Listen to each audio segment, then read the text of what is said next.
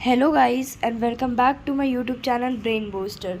तो आज हम पढ़ने वाले हैं क्लास 9 का socialism in Europe and the Russian revolution. तो पहले तो हम यूरोप का स्ट्रक्चर देख लेते हैं। तो ये है हमारा यूरोप का स्ट्रक्चर। यहाँ पे रशिया है, यहाँ पे यूक्रेन है, उसके बगल में बेलारूस है। तो अब आज हम इसकी पूरी स्टोरी जानेंगे कि कैसे यूरोप में सोशलिज्म हुआ और रशियन रेवोल्यूशन हुआ। ठीक है, तो पहले हम लोग समझेंगे सोशलिज्म होता क्या है। तो सोशलिज्म एक इकोनॉमिक सिस्टम है जिसमें कि सारे मीन्स ऑफ प्रोडक्शन जो होते हैं, जो भी काम हो रहा होता है कंट्री में, वो गवर्नमेंट के द्वारा लीड किया जाता है। ठीक है, तो जिसमें सबको इक्वालिटी होती है। कोई भी एक पर्सन के पास ज़्यादा पावर नहीं होती है, ज़्यादा प्राइवेट प्रॉपर्टी, मतलब वो प्राइवेट प्रॉपर्टी का ओनर नहीं हो सकता है ना। और कोई भी प्राइवेट मोटिव के लिए वो सबको सप्रेस नहीं कर सकता। ठीक है, ये होता है हमारा सोशलिज्म। तो ये जो सोशलिज्म है वो यूरोप में कैसे आया, हम इस चैप्टर में पढ़ेंगे। तो पहले हम इस टर्म को पढ़ लेते हैं, कैपिटलिज्म। कैपिटलिज्म जो होता है वो एक इकोनॉमिक सिस्टम है जिसमें कि सारे मीन्स ऑफ प्रोडक्शन जो है वो एक ही इंसान के पास होता है। जैसे कि मैं कहूँ कि एक इंसान है जिसने अपना खुद का इंडस्ट्री बनाया है ना, और सारे लेबर्स को उसमें अपने काम करने के लिए रखा है। तो उस इंडस्ट्री में जो ओनर होगा, जो सबको लीड कर रहा है, वही तो सिर्फ प्राइवेट प्रॉपर्टी ओनर होगा, है ना। तो सोशलिज्म में ये नहीं होता है। सोशलिज्म में सबको इक्वालिटी दी जाती है। तो कैपिटलिज्म में जो प्राइवेटी ओनर रहते हैं उसे हम लोग कैपिटलिज्म कहते हैं। ठीक है, यहाँ पे है प्राइवेट ओनरशिप, वो सिर्फ प्रॉफिट मोटिव के लिए काम करते हैं, है ना। अब देखिए impact of the French revolutionary ideals. हमने पिछले चैप्टर में पढ़ा था फ्रेंच रेवोल्यूशन, है ना। तो the possibility of creating a dramatic change in the way in which society और स्ट्रक्चर। अब फ्रेंच रेवोल्यूशन जब हुआ तो लोगों को ये समझ में आने लग गया था कि अब जो है चेंज लाना ज़रूरी है ना। कुछ लोग थे जो सोशलिज़म को सपोर्ट करते थे, उनके बारे में हम आगे पढ़ेंगे, है ना। तो आफ्टर फ्रेंच रेवोल्यूशन तो सारे लोगों को ये आइडिया हो चुका था कि अब सोशलिज़म को लाना ज़रूरी है, अब सोसाइटी को चेंज करना ज़रूरी है ना। अब उनको पता चल गया था कि कैसे सोसाइटी स्ट्रक्चर होनी चाहिए। अब French revolution created a change in the society, ideas of individual rights were widely discussed. जो फ्रेंच रेवोल्यूशन है उसने काफ़ी चेंज ला दिया सोसाइटी में। जो इंडिविजुअल के जो आइडियाज़ थे, लोगों के जो आइडियाज़ थे, वो डिस्कस होने लग गए पूरे यूरोप में। ठीक है, हर कोई यूरोप में सोसाइटी में कंप्लीट ट्रांसफॉर्मेशन नहीं लाना चाहता था। मतलब कि कुछ लोग थे जो कि चाहते थे कि जैसा चल रहा है वैसा चलने दो, है ना। और कुछ लोग थे कि नहीं, हमें सोसाइटी को चेंज करना है ना। तो इस बेस्ड पे तीन सोसाइटी थे। पहला था रेडिकल्स, दूसरा था लिबरल्स और तीसरा था कंजर्वेटिव। Radicals, liberals, conservatives. ठीक है, हम तीनों को पढ़ेंगे।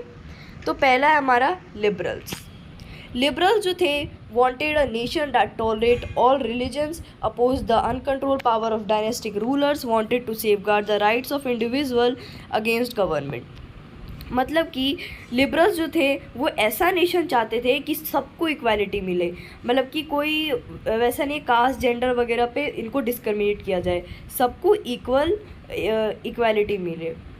Oppose the uncontrolled power of dynastic, मतलब कि जो हमारे राजा वगैरह था, राजा का शासन हुआ करता था। और जो राजा था, ऐसा माना जाता कि राजा का बेटा राजा बनेगा, है ना, और राजा ही पूरे कंट्री को रूल करेगा। तो लिबरल्स जो थे इसको बिल्कुल अपोज करते थे। ठीक है, फिर wanted to safeguard the rights of individual against government, और ये जो है राइट ऑफ इंडिविजुअल को प्रोटेक्ट करते थे। Argued for a representative elected parliament government subjected to laws interpreted by a well trained judiciary. अब इनको चाहिए था कि कोई भी सब इक्वल हो और वेल ट्रेन्ड जुडिशरी हो। ठीक है, मतलब कि जैसे हमारे डेमोक्रेसी होता है ना, डेमोक्रेसी में हम लोग वोट करते हैं, जो लीडर अच्छा करता है उसे हम लोग आगे आगे पहुंचाते हैं, प्राइम मिनिस्टर बनाते हैं ना। तो ये जो लिबरल्स थे ये ऐसा चाहते थे कि वो सब में इक्वालिटी रहे और वेल ट्रेन जुडिशरी हो। अब ये जो है ये फुल्ली डेमोक्रेट्स नहीं थे, ठीक है। जैसे कि ये जो है यूनिवर्सल एडल्ट फ्रांचाइज में बिलीव नहीं करते थे, मतलब कि ये नहीं चाहते थे, मतलब वोट तो होना चाहिए लेकिन वुमेन उसमें पार्टिसिपेट ना करे, इनका ये था, ठीक है। Man of property should have vote, no vote for women, ठीक है। हर मैन वोट देगा, वोट होगा, लेकिन वुमेन नहीं दे सकते वोट, है ना। अब पढ़ेंगे हम लोग रेडिकल्स के बारे में। रेडिकल्स कौन होते थे?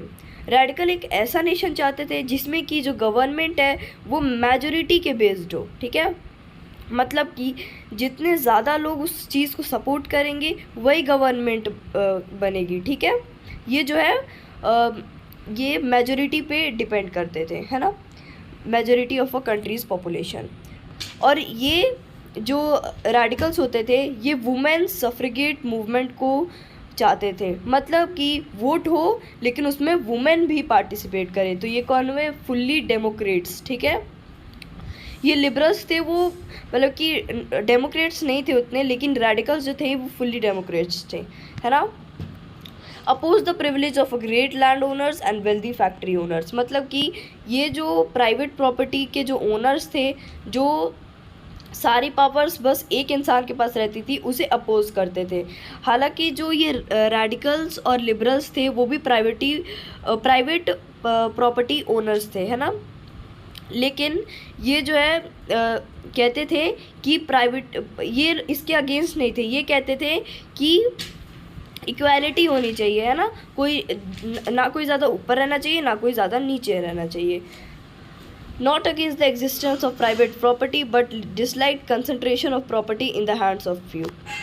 प्राइवेट प्रॉपर्टी के अगेंस्ट में नहीं थे, लेकिन जो कुछ हाथों में जो पावर्स थी ना उनसे ये डिसलाइक करते थे, ठीक है। ये इनको पसंद नहीं था कि जो पावर है वो एक इंसान के पास रहे, सबको इक्वालिटी होनी चाहिए। ये फुल्ली डेमोक्रेट्स थे, है ना। अब पढ़ेंगे हम कंजर्वेटिव्स के बारे में। जो कंजर्वेटिव्स थे वो इन दोनों से अलग थे, ठीक है। वो रेडिकल्स और लिबरल्स के अगेंस्ट थे। Earlier they were against the idea of a change, after the French revolution they accepted that some change was inevitable. मतलब कि जो फ्रेंच रेवोल्यूशन के बाद इनको लगता था कि कोई भी चेंज नहीं आना चाहिए, जैसी सोसाइटी चल रही है वैसी ही रहनी चाहिए, है ना। After the French revolution they accepted that some change was inevitable.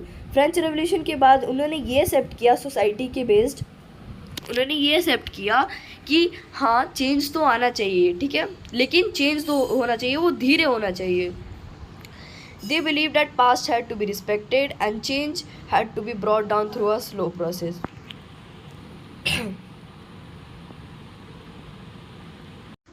ठीक है, इतना समझ आया कि कंजर्वेटिव जो थे वो चेंज नहीं चाहते थे सोसाइटी में, जैसा चल रहा है वैसे चलने दो।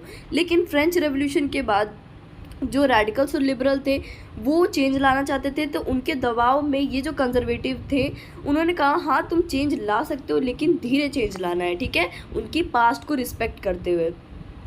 दे believe that past had to be respected and change had to be brought about through a slow process.